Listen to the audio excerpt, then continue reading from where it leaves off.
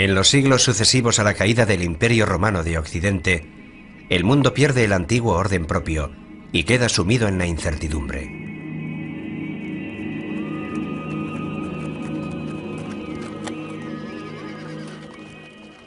La fe religiosa se convierte en el único punto de estabilidad en este mundo tan inestable. Y a los seres humanos de la Edad Media solo les queda confiar en ella, en su búsqueda de consuelo y esperanza.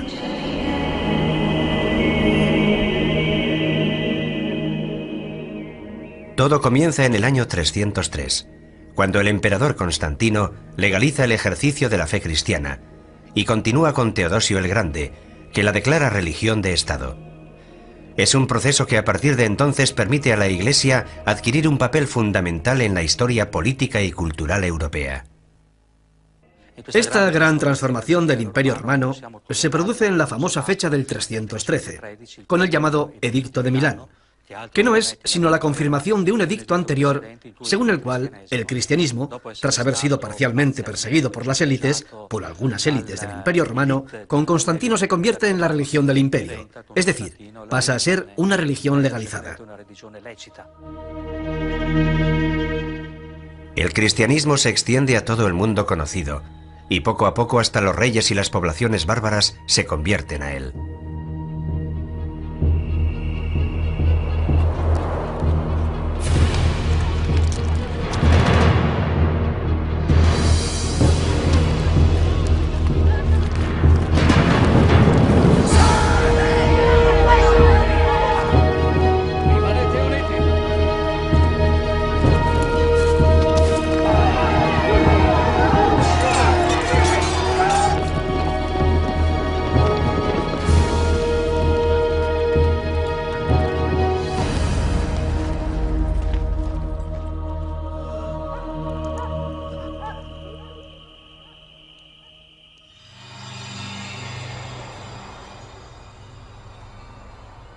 Se mueve en una realidad en la que conviven lo visible y lo invisible, y lo sobrenatural irrumpe con mucha frecuencia en la vida cotidiana.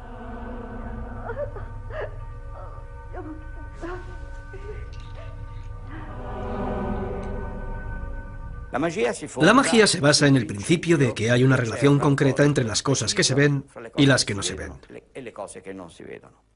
Que las cosas que no se ven están animadas por fuerzas espirituales y que existe la posibilidad de entrar en contacto con estas fuerzas. Y actuando sobre estas fuerzas se puede modificar la realidad. La fe impregna profundamente esta época, en la que el ser humano es criatura de Dios. La vida cotidiana, las relaciones con los demás, el conocimiento del mundo, el sentido del tiempo, el significado de la muerte, todo se mide según parámetros divinos.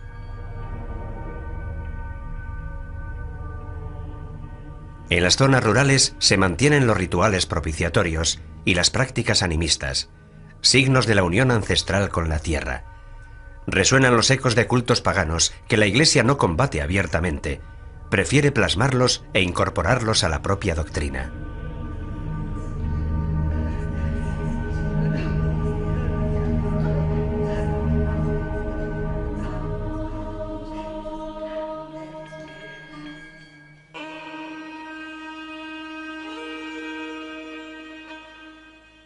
En el siglo XII nacen las universidades, que se convierten en nuevos puntos de referencia culturales. Son frecuentadas por religiosos, pero no solo se dedican al estudio de la teología. El derecho, la medicina y las ciencias adquieren un creciente espacio y aportan nuevas reflexiones sobre el ser humano.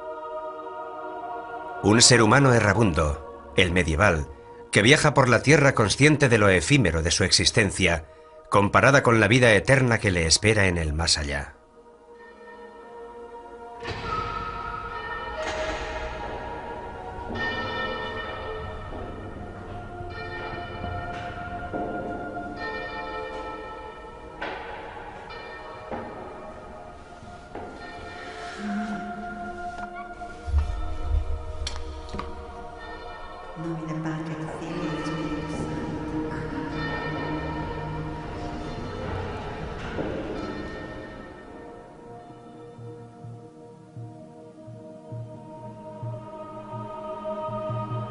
En el largo milenio medieval, todo debería ser inmutable, mientras todo se transforma lentamente.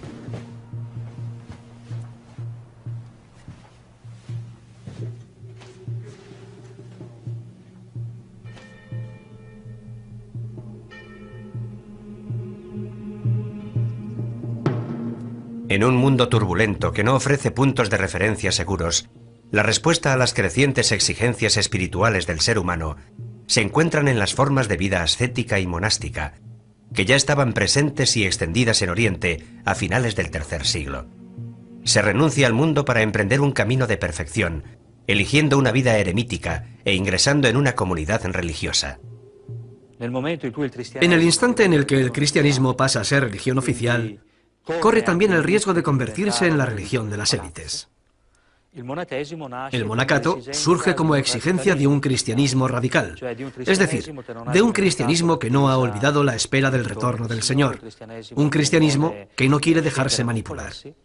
Es un cristianismo que encuentra su lugar geográfico en zonas desérticas, pero sobre todo encuentra su zona espiritual en la radicalidad. Un cristianismo que corre el riesgo, como de hecho lo ha corrido, de convertirse en la religión oficial del imperio, más allá de sus aspectos positivos.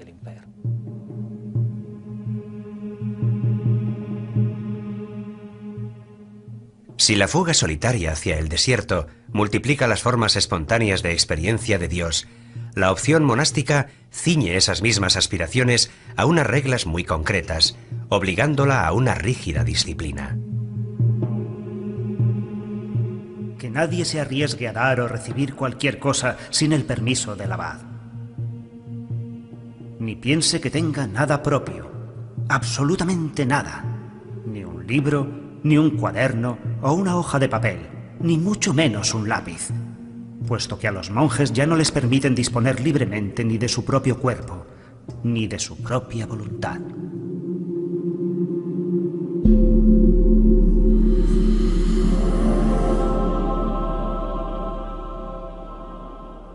El monasterio se sitúa dentro de la realidad medieval como un mundo aparte, autónomo y autosuficiente, que puede permitirse ignorar la realidad que se desarrolla al otro lado de los muros. Y aquellos que venían para abrazar este estado de vida entregaban todas sus posesiones a los pobres y se conformaban con una túnica remendada. Aquellos que así lo preferían, con cíngulo y calzones, y no queríamos tener nada más.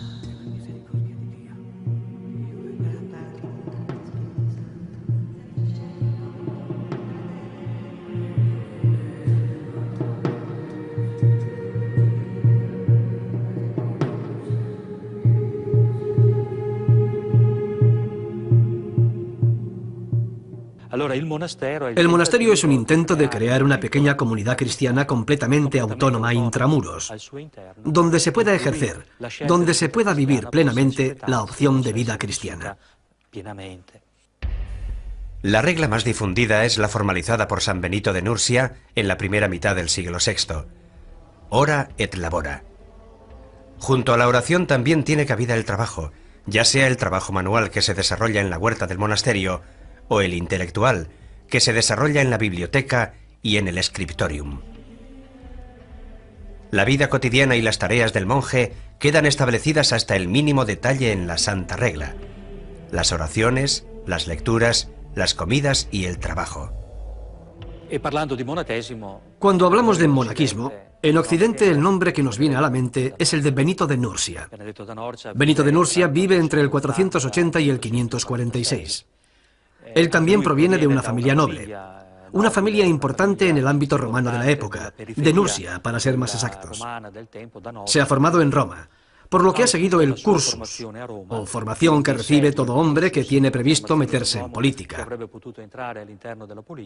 Se decide por la vida monástica, primero en Subiaco, cerca de Roma, y posteriormente en el monasterio de Montecassino, en una serie de vivencias relatadas por el mismo San Gregorio Magno.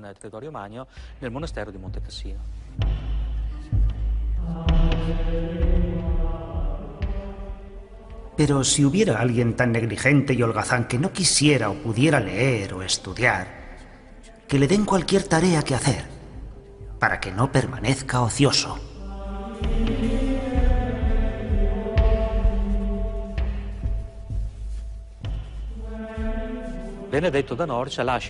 Benito de Nursia deja una regla que actualmente sabemos que no fue enteramente obra suya, sino más bien la reelaboración del estilo de vida en los monasterios de su tiempo, que se prolongará sucesivamente en la época carolingia.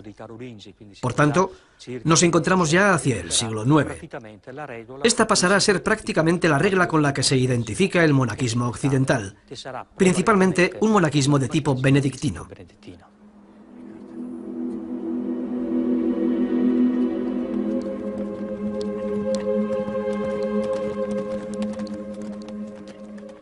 ¿Cuál era la importancia de la regla de San Benito? ¿Y por qué la regla de San Benito sustituye en el siglo IX a las demás reglas monásticas que imperaban en otros monasterios? Porque la regla de San Benito tiene un equilibrio propio, distribuido en sus 70 capítulos, en los que todo está organizado a través de ese equilibrio que proviene de la tradición y experiencia de las romanitas, de la cultura romana.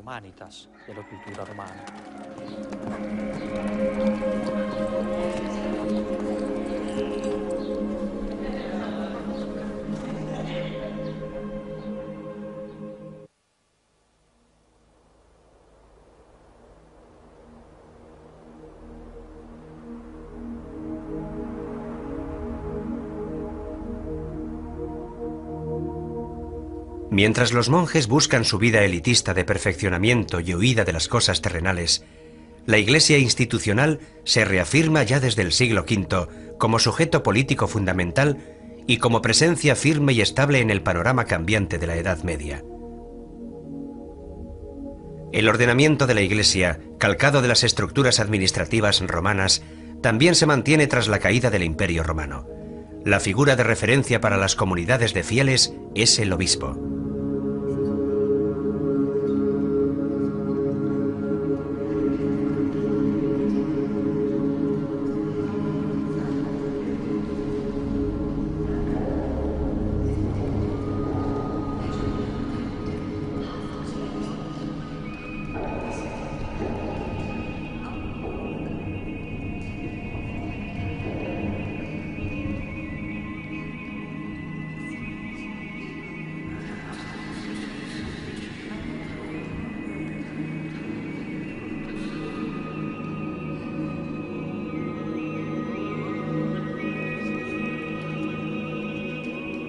El papel del obispo en los primeros siglos de la Edad Media implica algo más que ser el guía espiritual de la comunidad cristiana. Está dotado de poderes civiles y más genéricamente políticos.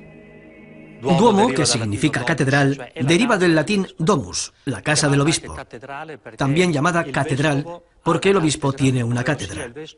Es decir, el obispo es el pastor, es el quien enseña la verdad a los cristianos que lo quieren escuchar. Este es el significado etimológico. Desempeña el papel de defensor de la población romana a través de acciones diplomáticas con los representantes de los pueblos invasores y proporciona ayudas concretas gracias al patrimonio eclesiástico acumulado en las décadas anteriores, patrimonio que gestiona con la ayuda de clérigos y personal laico.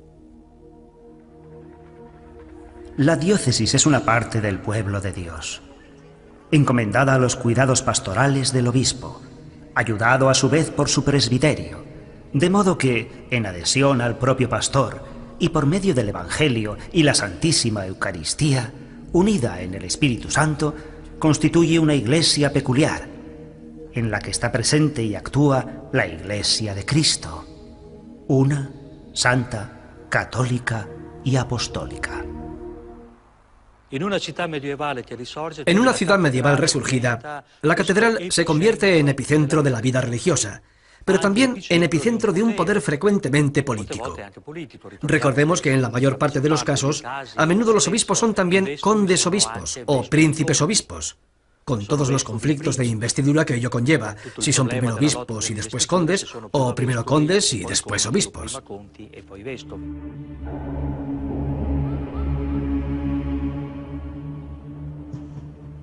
Desde finales del siglo VI, la administración civil y la religiosa establecen una intrincada relación mutua.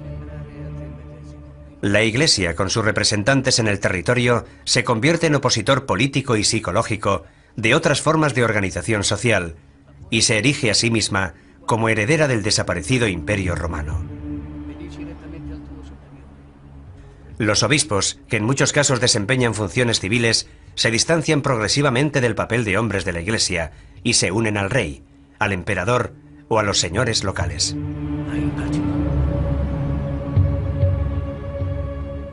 El privilegio de la inmunidad, que comprende la exención de tributos y el de sinecura, o lo que es igual, la exención del ejercicio de las funciones sacerdotales, son la expresión perfecta de una Iglesia adscrita al poder.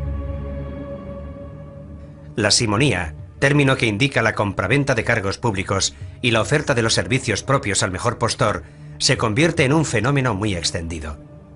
Asimismo, el nicolaísmo, es decir, la práctica común de los sacerdotes de casarse, suscita las críticas de aquellos que preferirían que los eclesiásticos volvieran a un estilo de vida y un ejercicio de las funciones espirituales más auténticos.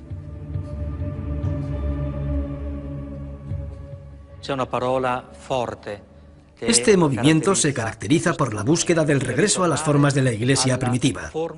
Esto quiere decir que la consigna que impregna estos movimientos provocará su desencuentro con la Iglesia oficial, por lo que acabarán siendo declarados heréticos o no reconocidos. Es el regreso a las formas de la Iglesia primitiva. ¿Y cuál es la característica principal de la forma de la Iglesia primitiva? La de ser pobre.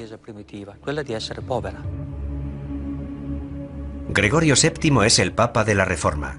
Su Dictatus Papae del año 1075 pretende el retorno de la Iglesia a sus funciones de ejemplo y guía cristiana y reafirma la superioridad del sumo pontífice por encima de las demás autoridades terrenales. Tras las reformas gregorianas, el desencuentro es inevitable. La lucha entre el emperador Enrique IV y el Papa Gregorio VII por las investiduras de los obispos oculta otros problemas de índole más general, como quién es el verdadero heredero de Roma, qué figura puede aspirar a desempeñar un papel completamente universal y dónde están los límites entre el poder de la Iglesia y el poder del Estado. Es una pugna entre el poder espiritual y el poder temporal.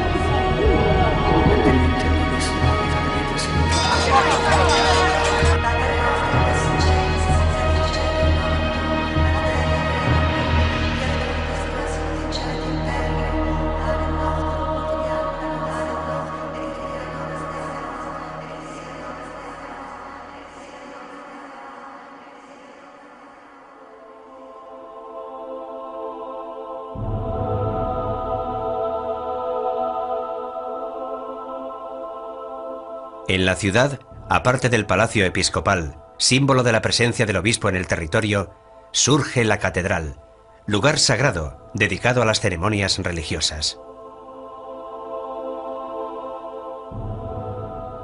Desde la lejanía, con sus transeptos y sus torres, se asemeja a una poderosa nave que zarpa hacia un largo viaje. Toda la ciudad puede embarcar sin temor en sus robustos laterales. La catedral, como el campo o el bosque, tiene su ambiente, su aroma, su luz, sus claroscuros, sus sombras. Su rosetón parece el propio sol. Saboreamos su profunda paz. La catedral es la revelación total. El hombre, encerrado en una clase social, en un oficio, desperdigado, agotado por el trabajo cotidiano y por la vida, encuentra allí su sentido de la unidad natural. Encuentra allí el equilibrio y la armonía. La muchedumbre reunida en las grandes celebraciones se siente a sí misma como una unidad viviente. Los fieles son la humanidad. La catedral es el mundo. Y el Espíritu de Dios llena durante un tiempo al hombre y a la creación. Las iglesias siguen siendo lugares de reunión religiosa. Las iglesias se convierten en zonas de sepultura, sobre todo de las familias nobles. Son lugares donde la vida y la muerte, tiempo y eternidad, siguen entrecruzándose y entretejiendo una estabilidad mucho menos neurótica que la que vivimos nosotros en nuestros días. Ellos viven este entramado, este bosquejo del transcurso del tiempo, su significado y sus relaciones. Y todo esto sucede en un lugar con una profunda caracterización religiosa. Nosotros hemos perdido esta percepción. Tal vez uno de nuestros problemas hoy en día sea, cuando vienen los visitantes por interés o curiosidad turística, cómo lograr darles los códigos interpretativos sobre estas arquitecturas o sobre estas series de pinturas o esculturas que contemplan. Ya no son capaces de interpretarlos en el significado original del código, el que tenía inicialmente, porque han cambiado los modelos interpretativos.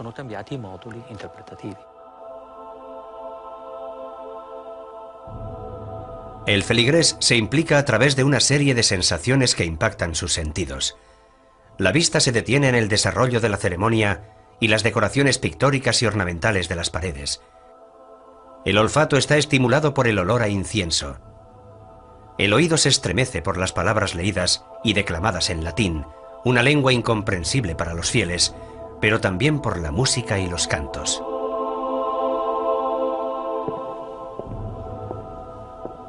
Todas estas sensaciones se superponen y se entremezclan, ofreciendo al participante la posibilidad de entrar en contacto con la otra realidad de lo divino, y provocando en él un sentimiento de temor frente al misterio y la fascinación por un poderío que a duras penas logra intuir.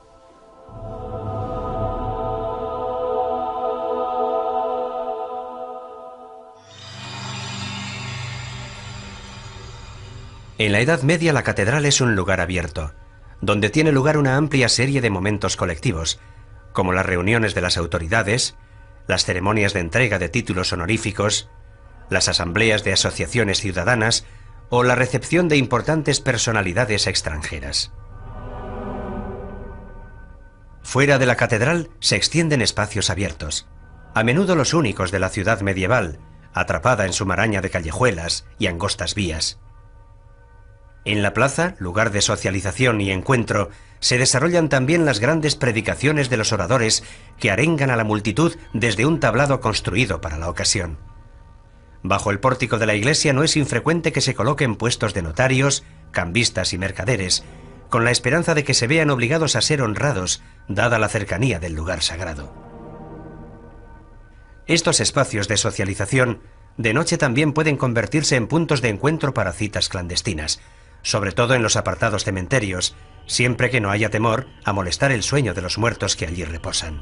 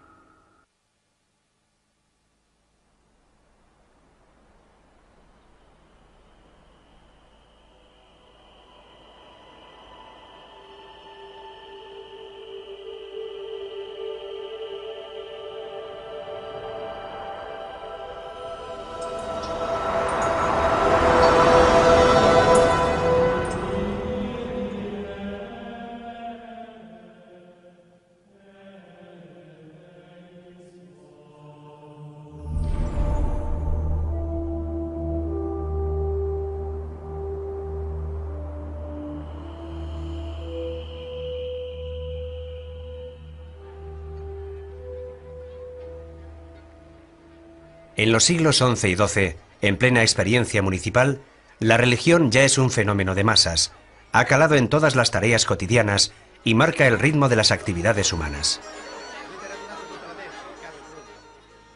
La Iglesia es la que determina los días festivos.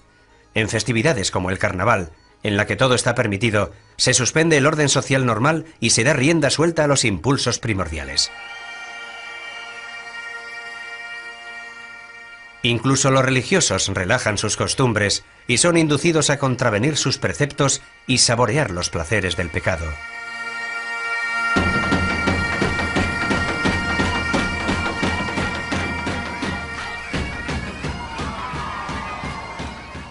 El carnaval es la fiesta en la que puede pasar de todo. Y todos están autorizados a transgredir sin atenerse a las consecuencias.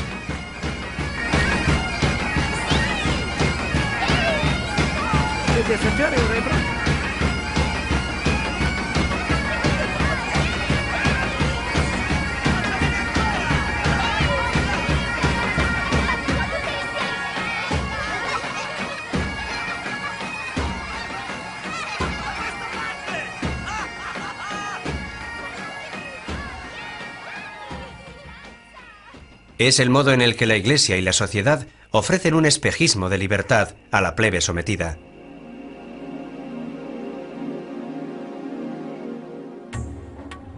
Hay multitud de ocasiones en las que los ciudadanos se reúnen para celebrar la pertenencia a una colectividad cuyo valor se reconoce, de la que cada cual forma parte y en la que se sienten orgullosos de vivir. Una religiosidad civil que se funde con el elemento sagrado, como en el culto hacia el santo patrón y la devoción por sus reliquias. O como en las procesiones, que tienen lugar durante todo el año y constituyen una verdadera estructura festiva en la ciudad.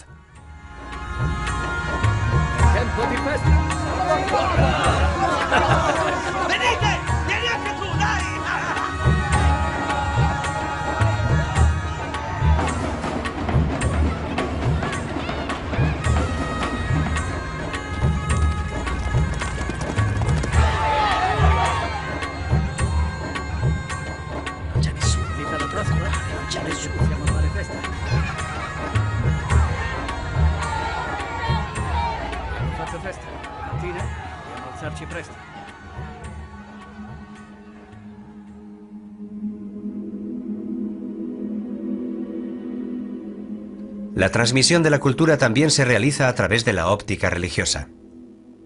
Habrá que esperar a los últimos siglos de la Edad Media para la reafirmación de las escuelas laicas. En el siglo XII nacen las universidades, que se convierten en nuevos puntos de referencia culturales. Muy pronto cada universidad se hace famosa al destacar en una materia específica, como Salerno en medicina y París en teología y filosofía. La Universidad de Bolonia, la primera en ser reconocida oficialmente en Europa en 1158, muy pronto adquiere renombre por su facultad de Derecho. Y un grupo de estudiantes y catedráticos del Studium Bolognés, en conflicto con las autoridades ciudadanas, fundan una nueva sede universitaria en Padua, donde las escuelas laicas y eclesiásticas ya existentes animan una rica vida cultural. En la cultura medieval se pueden distinguir dos grandes corrientes que animan la universidad de la época. Está la corriente parisina, que es básicamente filosófica y teológica, y está la corriente que surge de Oxford, pero también de Padua. Padua es una filial de la Universidad de Bolonia, que era una universidad donde fundamentalmente se estudiaba Derecho. Pero llegados a un cierto punto, el derecho no es suficiente. Algunos profesores, algunos doctores de la Universidad de Bolonia se distancian y se van a Padua, a un ambiente que evidentemente era más tranquilo, más seguro y más libre, porque el ayuntamiento de Bolonia estaba sujeto, si bien indirectamente, al poder político del pontífice de Roma, mientras que el ayuntamiento de Padua se regía de una manera laica, por así decirlo. Aquí estudia Marsilio de Padua, antes de trasladarse a París a comienzos del siglo XIV. En París se convierte en catedrático y rector de la universidad. Tras haber vivido de cerca las experiencias políticas y municipales de la ciudad de Padua, dentro del conflicto más amplio que enfrenta al Papa con el emperador, Marsilio recibe el Defensor Pacis, defensor de la paz, en 1324. En esta obra elabora una profunda reflexión sobre el estado y la naturaleza de la autoridad.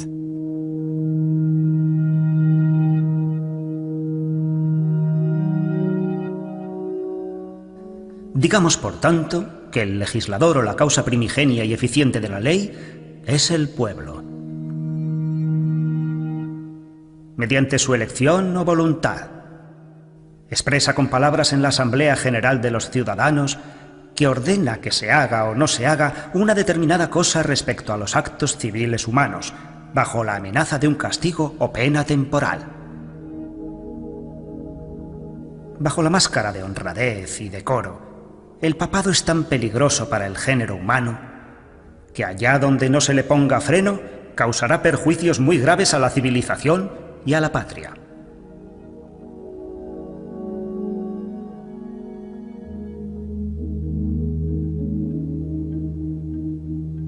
Las universidades se expanden por toda Europa e inmediatamente luchan por asegurarse una autonomía cultural y organizativa. Constituyen asambleas con cargos directivos y con poder de decisión, eligiendo al rector dentro de su cuerpo estudiantil. Enseguida estos centros de estudio atraen alumnos y profesores de toda Europa, lo que da testimonio de la gran movilidad de la época, pese a las dificultades y peligros de los viajes. Naturalmente, la lengua común es el latín. También surgen grupos de estudiantes universitarios pobres y vagabundos que van de universidad en universidad, aunque son más bien asiduos de tascas y tabernas, anticonformistas que cantan las bondades del vino, el juego y el amor, y que huyen de la encorsetada sociedad de la época.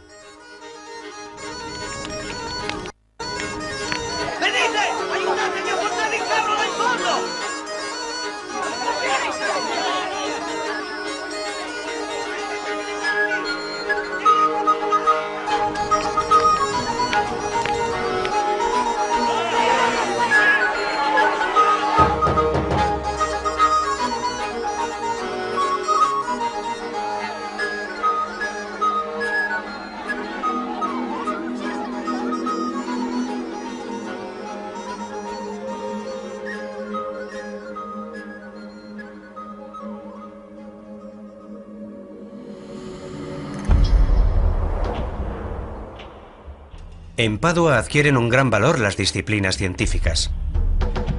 En 1307, Pietro d'Abano regresa a esta universidad para enseñar filosofía, astronomía y medicina. Pero antes, su curiosidad intelectual le había llevado a Constantinopla, donde aprendió griego y entró en contacto con las culturas árabe y bizantina, y posteriormente a París, donde siguió desarrollando sus conocimientos.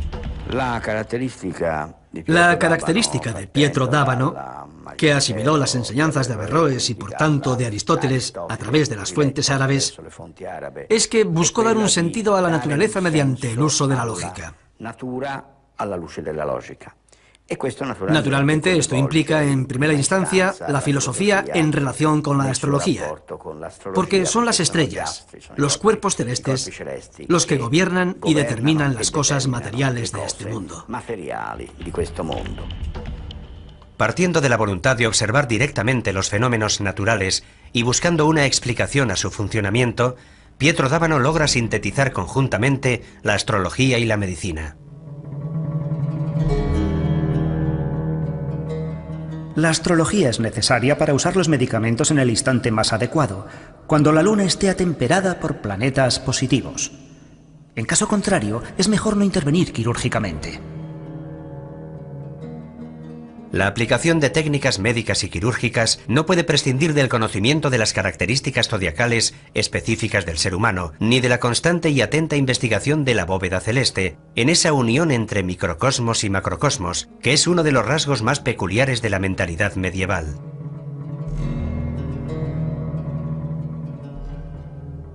Si uno toma un purgante cuando la luna está en conjunción con Júpiter, su eficacia disminuirá.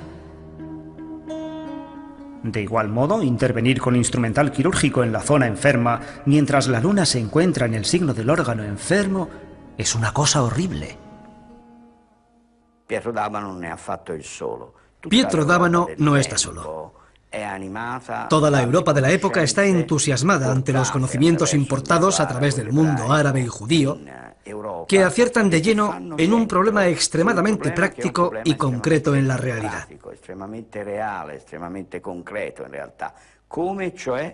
¿Cómo puede el hombre relacionarse con la naturaleza y no limitarse a padecerla, sino a modificarla e influir en ella? Pietro d'Abano adquiere mala fama con sus teorías. De hecho, la Inquisición lo acusa de herejía y nigromancia.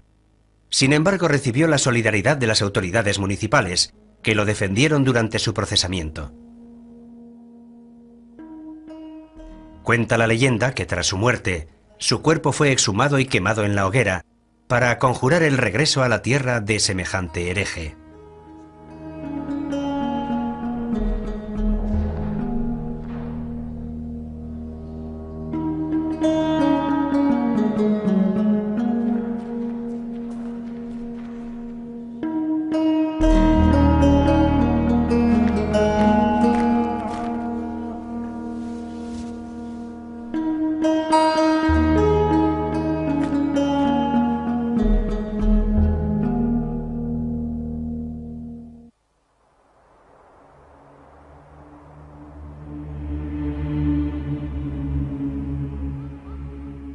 En el renacimiento intelectual del siglo XII, Occidente muestra una renovada atención por las prácticas astrológicas, consideradas como una síntesis entre ciencia y magia, y también por la astronomía, que junto con la alquimia alcanza un gran auge en Europa gracias al contacto con la cultura árabe, a pesar de los recelos de las autoridades religiosas, que ven en ellas una peligrosa afinidad con la magia.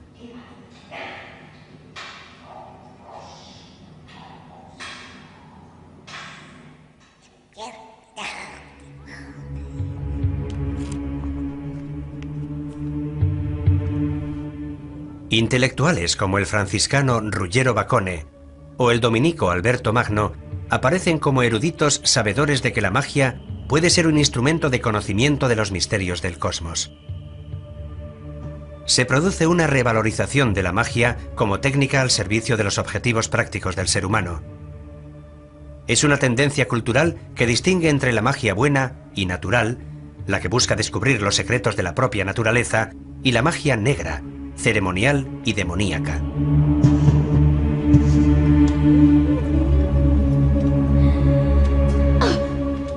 Existen ciertas mujeres depravadas que se dirigen a Satanás y se dejan atrapar por engaños y seducciones diabólicas.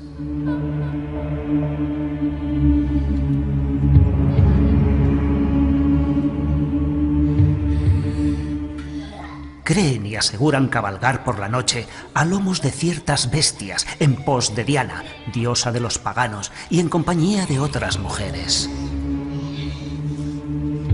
Afirman que atraviesan amplios territorios, amparadas por el silencio de la noche, obedecen sus órdenes y algunas noches el diablo las llama a su servicio. La bruja es la mujer que elabora pociones mágicas, filtros de amor o venenos, y que se transforma en otras cosas. Se puede convertir en ave nocturna, puede matar a niños, incluso provoca abortos.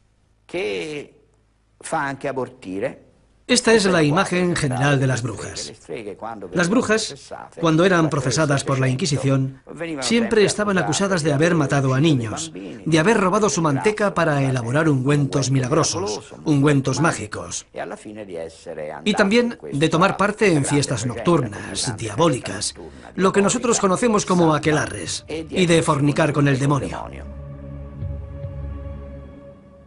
Las estructuras mentales paganas persisten agazapadas bajo una adhesión superficial a la nueva religión, en la que la adoración de los santos y sus reliquias mantiene una ancestral relación con lo sagrado, lo arcano, lo desconocido. Pero quiera el cielo que solo sean ellas las que hayan sucumbido a sus falsas creencias, y que no hayan arrastrado a otros muchos a la perdición de sus almas. Tanto es así que muchos se han dejado convencer por estos engaños, y creen que todo aquello es verdad. De este modo se alejan de la verdadera fe y cometen los errores de los paganos. y creen que aparte de nuestro único Dios, existen otros dioses o divinidades.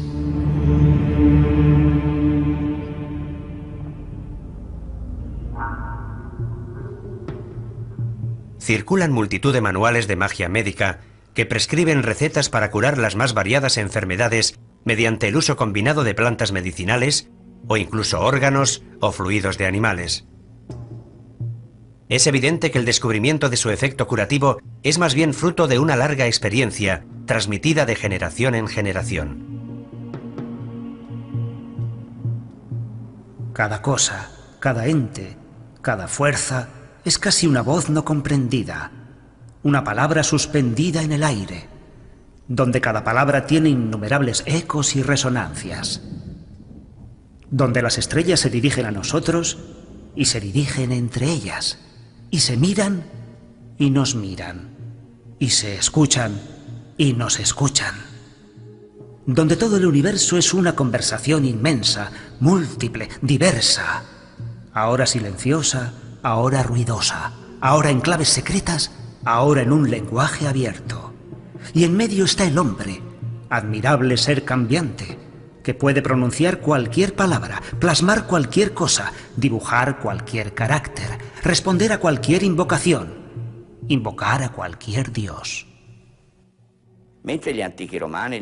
Los antiguos griegos y romanos creían efectivamente que mediante la posibilidad de entrar en contacto con los espíritus que dan vida al mundo y son invisibles, se entraba en contacto con un lenguaje singular, compuesto de palabras, signos, cantos, colores, sonidos, olores. O sea, el ritual mágico. A través de esto, los antiguos creían que realmente se podía modificar la realidad. Los judíos, los cristianos y los musulmanes no pueden creer en esto porque la realidad es voluntad de Dios. La realidad se ve en lo creado. Dios es el único dueño de la creación. Los hombres, aunque tengan la capacidad del conocimiento, no pueden doblegar la voluntad de Dios. Solo Dios gobierna los espíritus. Pero incluso el judaísmo y el islam tienen sus herejes. Y en el transcurso del siglo XII empiezan a circular rituales de origen judío o de origen musulmán que enseñan a dejarse guiar por los espíritus y a obtener lo que se desea dejándose llevar por los espíritus. Una práctica específica es la nigromancia, que consiste en la invocación a los demonios, un terreno extremadamente peligroso, en contacto con los poderes sobrenaturales.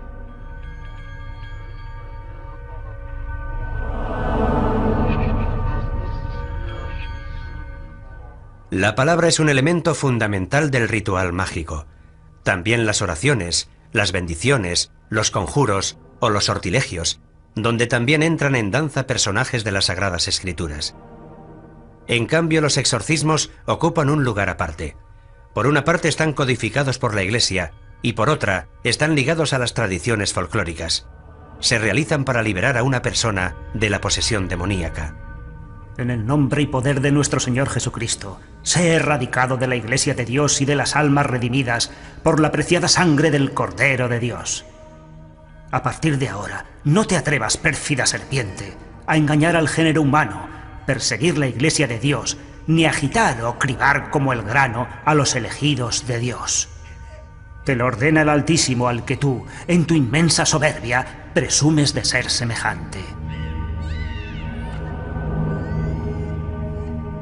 En el nombre y poder de nuestro Señor Jesucristo, te exorcizamos, espíritu inmundo, poder satánico, invasión del enemigo infernal, legión, reunión y secta diabólica.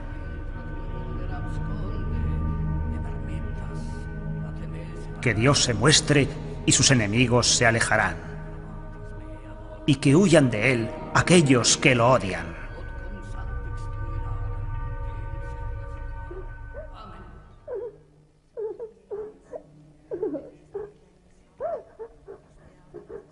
Así como el humo se desvanezcan ellos. Así como la cera se derrite al fuego, sucumban los pecadores a los ojos de Dios.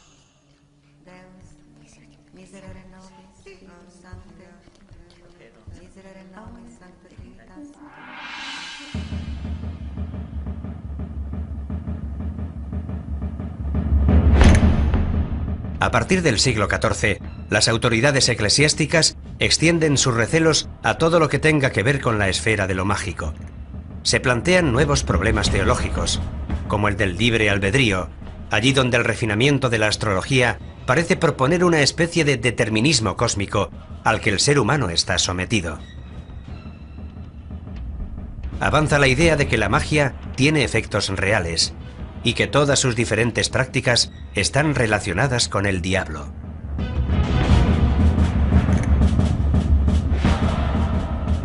Brujas y herejes se reúnen de noche, generalmente en lugares solitarios, en campos o en montes, en iglesias desacralizadas o en lugares dejados de la mano de Dios.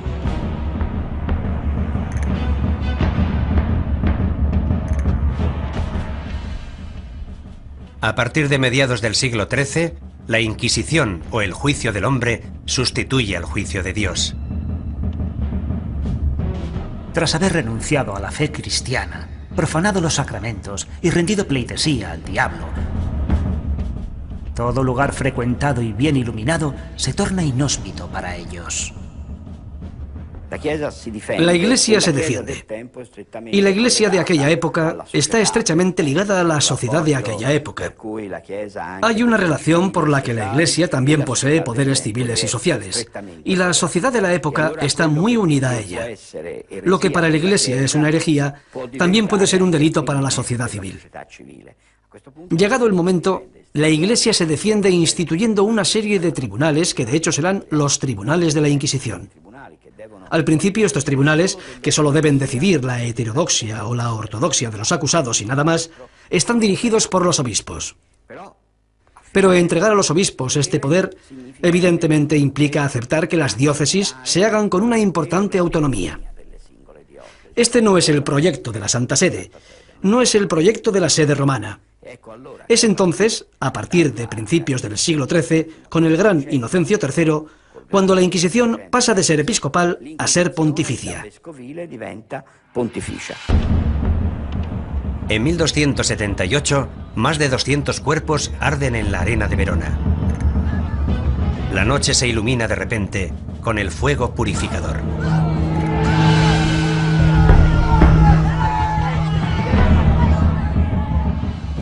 Buscadlos en guaridas y escondrijos similares. Sacadlos de allí y matadlos a todos. Dios reconocerá a los suyos. De este modo caiga el admirable castigo divino.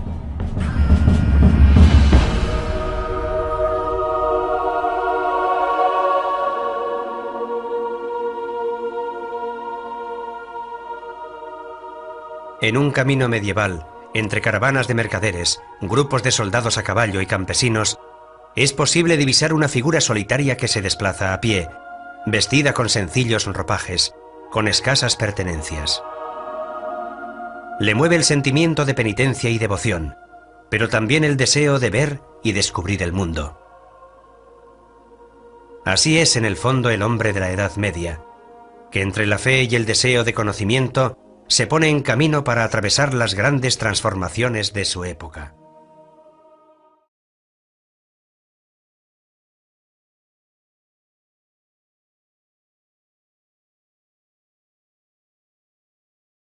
Encuentra su lugar geográfico en zonas desérticas, pero sobre todo encuentra su zona espiritual en la radicalidad.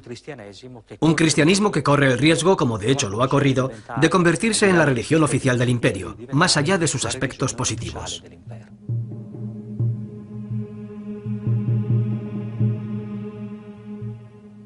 Si la fuga solitaria hacia el desierto multiplica las formas espontáneas de experiencia de Dios, la opción monástica ciñe esas mismas aspiraciones a unas reglas muy concretas, obligándola a una rígida disciplina. Que nadie se arriesgue a dar o recibir cualquier cosa sin el permiso del abad. Ni piense que tenga nada propio, absolutamente nada, ni un libro, ni un cuaderno o una hoja de papel, ni mucho menos un lápiz, puesto que a los monjes ya no les permiten disponer libremente ni de su propio cuerpo, ni de su propia voluntad.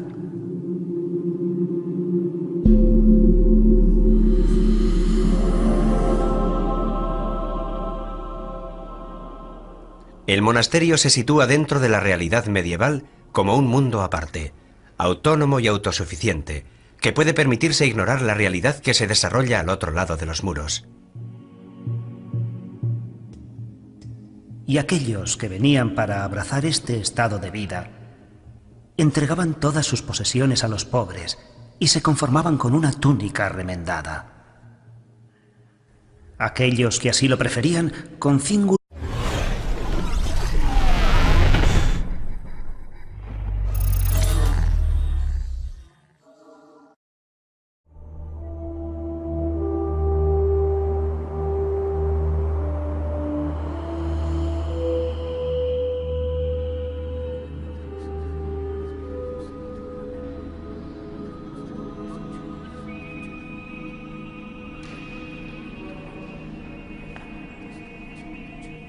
En los siglos sucesivos a la caída del Imperio Romano de Occidente, el mundo pierde el antiguo orden propio y queda sumido en la incertidumbre.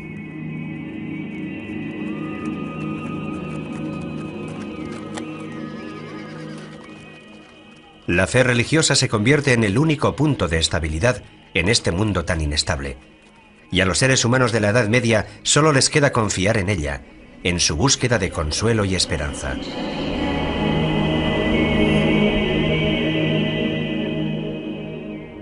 Todo comienza en el año 303, cuando el emperador Constantino legaliza el ejercicio de la fe cristiana y continúa con Teodosio el Grande, que la declara religión de Estado. Es un proceso que a partir de entonces permite a la Iglesia adquirir un papel fundamental en la historia política y cultural europea. Esta gran transformación del Imperio Romano se produce en la famosa fecha del 313, con el llamado Edicto de Milán, que no es sino la confirmación de un edicto anterior, según el cual el cristianismo, tras haber sido parcialmente perseguido por...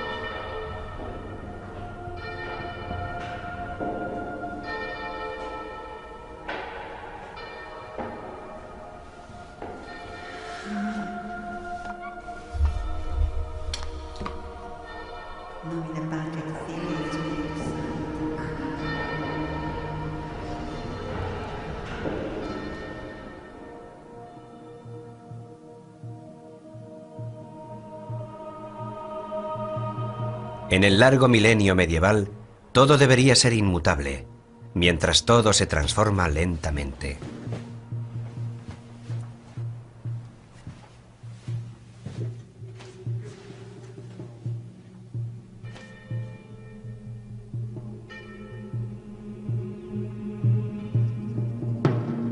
En un mundo turbulento que no ofrece puntos de referencia seguros, la respuesta a las crecientes exigencias espirituales del ser humano se encuentran en las formas de vida ascética y monástica, que ya estaban presentes y extendidas en Oriente a finales del tercer siglo.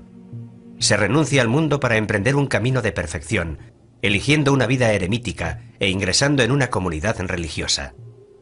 En el instante en el que el cristianismo pasa a ser religión oficial, corre también el riesgo de convertirse en la religión de las élites. El monacato surge como exigencia de un cristianismo radical, es decir, de un cristianismo que no ha olvidado la espera del retorno del Señor, un cristianismo que no quiere dejarse manipular. Es un cristianismo que en las élites, por algunas élites del Imperio Romano, con Constantino se convierte en la religión del imperio, es decir, pasa a ser una religión legalizada. El cristianismo se extiende a todo el mundo conocido, y poco a poco hasta los reyes y las poblaciones bárbaras se convierten a él.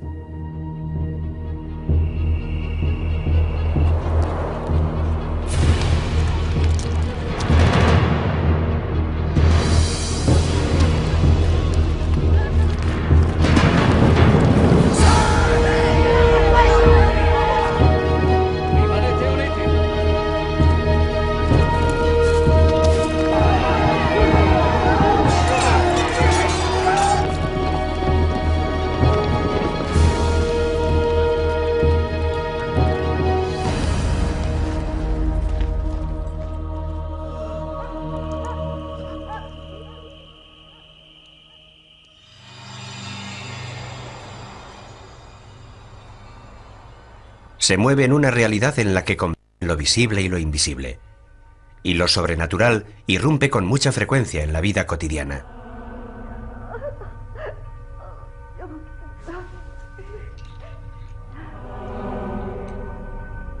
La magia se basa en el principio de que hay una relación concreta entre las cosas que se ven y las que no se ven. Que las cosas que no se ven están animadas por fuerzas espirituales y que existe la posibilidad de entrar en contacto con estas fuerzas.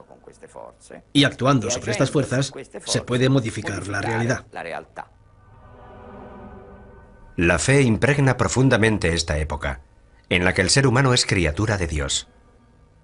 La vida cotidiana, las relaciones con los demás, el conocimiento del mundo, el sentido del tiempo, el significado de la muerte, todo se mide según parámetros divinos.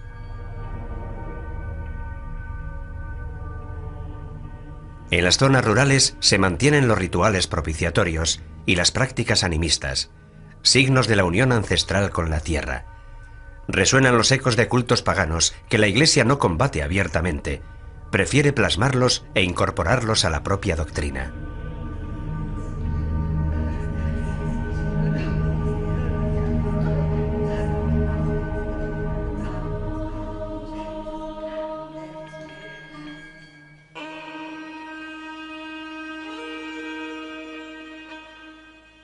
En el siglo XII nacen las universidades, que se convierten en nuevos puntos de referencia culturales.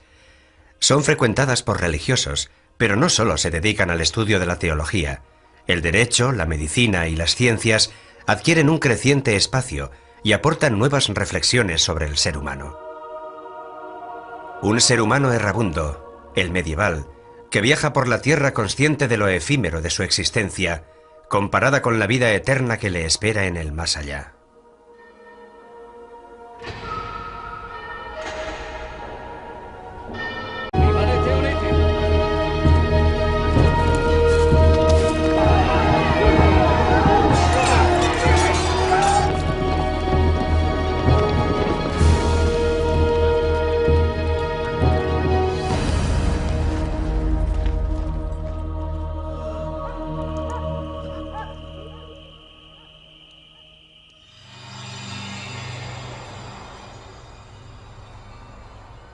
Se mueve en una realidad en la que conviven lo visible y lo invisible, y lo sobrenatural irrumpe con mucha frecuencia en la vida cotidiana.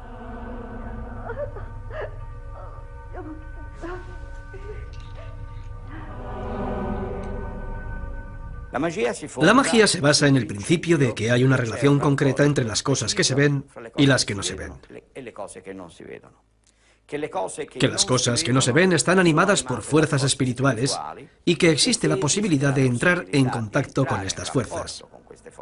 Y actuando sobre estas fuerzas, se puede modificar la realidad. La fe impregna profundamente esta época, en la que el ser humano es criatura de Dios. La vida cotidiana, las relaciones con los demás, el conocimiento del mundo, el sentido del tiempo, el significado de la muerte, todo se mide según parámetros divinos.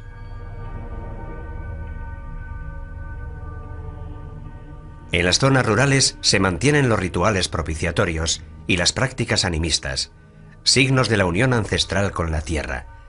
Resuenan los ecos de cultos paganos que la Iglesia no combate abiertamente, prefiere plasmarlos e incorporarlos a la propia doctrina.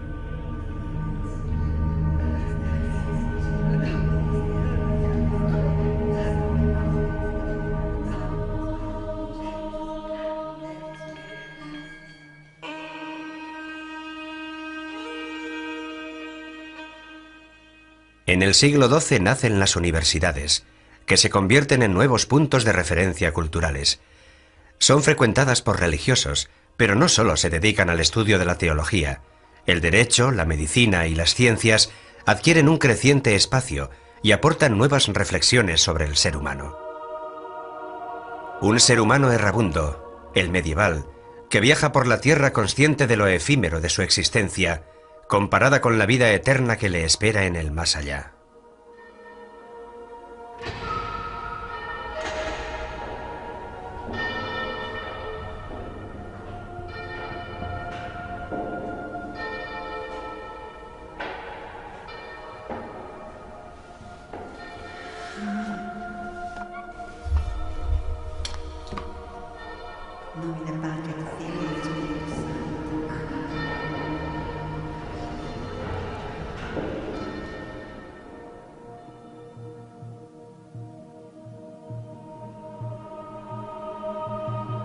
En el largo milenio medieval, todo debería ser inmutable, mientras todo se transforma lentamente.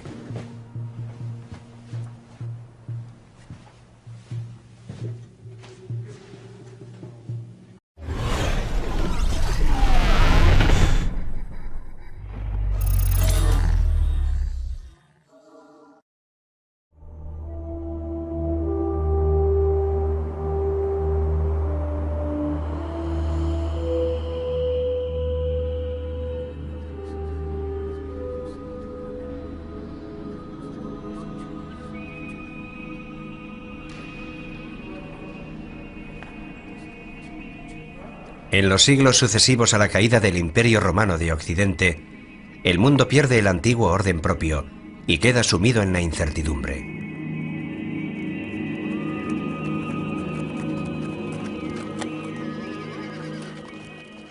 La fe religiosa se convierte en el único punto de estabilidad en este mundo tan inestable, y a los seres humanos de la Edad Media solo les queda confiar en ella, en su búsqueda de consuelo y esperanza.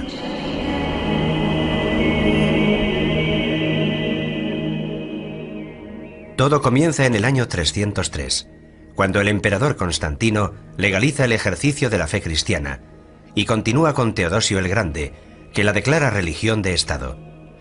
Es un proceso que a partir de entonces permite a la Iglesia adquirir un papel fundamental en la historia política y cultural europea.